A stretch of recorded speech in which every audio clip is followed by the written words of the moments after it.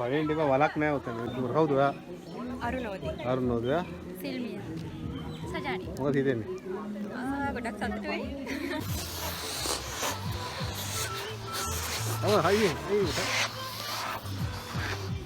මම අවුරුදු උත්සව වලින් සහභාගී වෙන එකම තරඟය තමයි බනිස් කෑමේ තරඟය.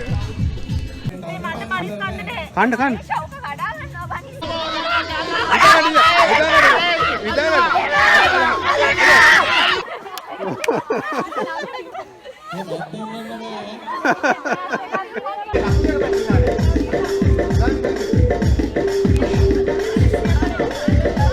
ඔයගොල්ලන්ට හරිම මහන්සි දැන් මේ තරඟ එක්ක සහභාගී වෙලා දැන් අපි මේක සාර්ථකව අවසන් කරගෙන යන ගමන් ඉන්නේ.